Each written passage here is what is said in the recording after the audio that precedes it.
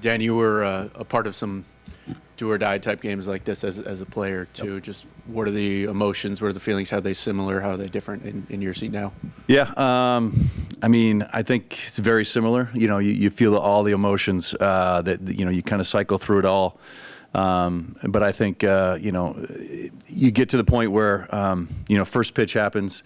And you get back to sort of groundedness, and you're ready to kind of business as usual at that point. And I think this has been a long journey for sure, and that's why there is so much emotion to it. But once that first pitch is thrown, I think you're back to where you want to be, and back in that state where you're ready for anything. Go to Taryn in the front.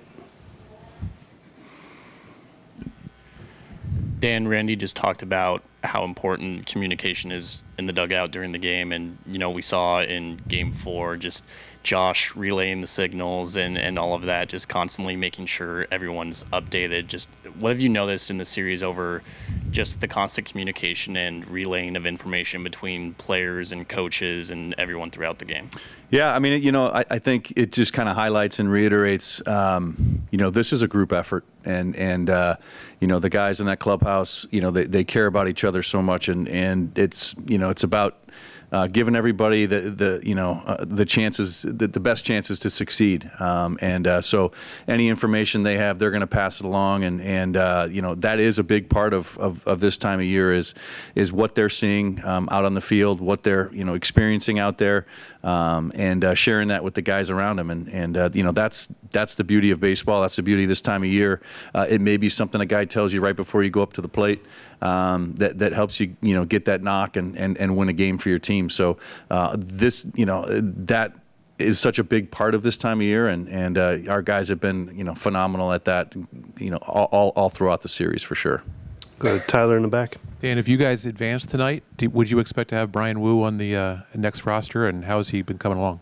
Yeah, I mean, I think Brian's got a bullpen today, and see how he kind of bounces back from that, and obviously those are the decisions we're going to have to make pretty quickly once this a game concludes tonight. So I mean, we'll cross that bridge when we get there, but we're certainly hopeful. So I'm sure it's an all hands on deck situation tonight, obviously, but specifically Logan Gilbert, would he be available 2 days? I think it is all hands on deck.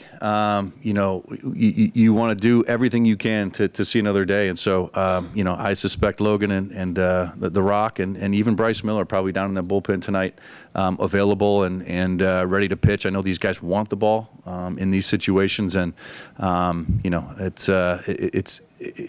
exciting. This is what this time of year is all about, and these guys are ready for the moment. Come on your right to Curtis. Dan, 4 games now into managing in the playoffs for you as well. Anything you've taken away from the experience of the first couple games as to something to kind of build off of as being in the heat of the moment?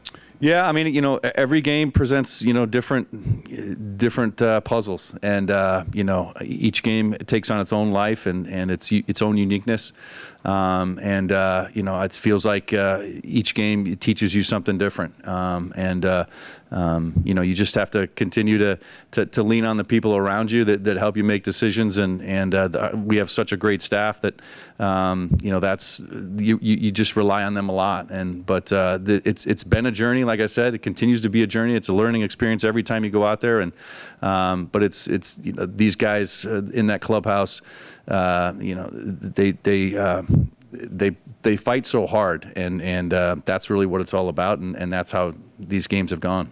Go to Ryan on the left. Dan, how flexible do you guys have to be with your approach at the plate against Skubal, just going off of what you're seeing early? I mean, you like to put pitches on him, but if he's able to command early, you don't want to be behind him either. How flexible and how can you get a read even in the first 2 innings off of him? Yeah, I mean, I think a couple things. You have to kind of make the adjustments as you go, and you're right. We've been able to put some pitches on him over the course of the games that we've seen him this season. But again, it kind of goes back to that communication factor that we've talked about, and the first couple guys getting their ABs, seeing what they see, coming back in the dugout and sharing that information and kind of relaying that to the next hitters so they have an idea. And that's how it grows, and that's how it's going to continue to go tonight. You have to be ready to make those adjustments. It's a fine balance between being too selective and getting behind, or being too aggressive and swinging at the pitches you don't want to swing at. So, but our guys have been great. They've been able to solve that part of it, when they faced Skubal before. So I think they have a good track record of making those good adjustments. Go to Mike in front. Dan, when you first got to know George Kirby, what was the impression that you took away that helps prepare him to meet this moment? George he's got something inside that's special, and I think you don't see it sometimes until he takes the mound in these big moments, and we've seen it this year, and we've seen it in some big ball games that he's taken the mound, and I think there's nothing, there's no bigger moment than tonight, and I think that's what we're going to see from George again tonight, and it's that it's that voice inside him that won't take no for an answer, and you got to love to see that from your starter, and I'm looking forward to see George out there tonight. Go to Brady in the front. Dan, since you have that full bullpen at your disposal, would you be willing to use Andres Muñoz before the ninth inning if you felt it called for it? I think we have to be open to anything tonight. That's what this game calls for, and again, that's what these moments call for. And you don't want to get too far away from what we've done. That's helped us be successful, but at the same time, you want to live to see another day. So again, there's a balance there that you have to strike, and I think we'll be ready for whatever adjustments we have to make. We'll go with Taryn.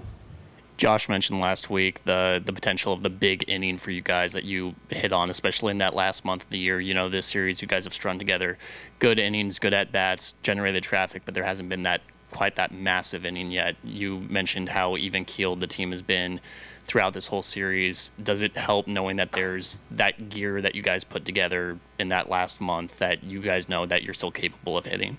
Oh, no doubt. Again, this is an offense that is very deep, and has, when they work together as a lineup, they're very strong and can put runs up, can put them up quickly, and can put multiple runs up in an inning. And in the postseason, that's a little bit more rare, but there's always that potential. And this is a lineup that can do it, and we've seen it play out.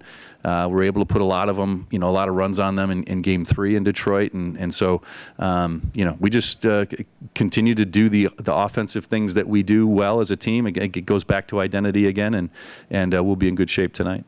We'll go to Shannon on the right. Dan, I got from some of the guys in the clubhouse in Detroit after the game, it seemed like a feeling of they were embracing this opportunity today.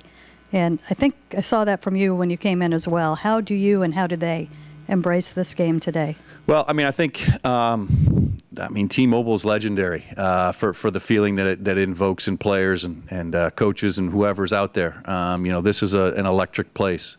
And this is an electric fan base. It's an incredible fan base, and they're going to be out in full force tonight. We know that, and I think our guys really do feed off that energy, and know that that's going to be a big factor tonight in the game. And so I think yes, we were obviously disappointed in the Game 4 a result, but we're really excited to be out here tonight and ready to play. Anything else for Dan? All right, Dan, thanks for coming in. Thank you.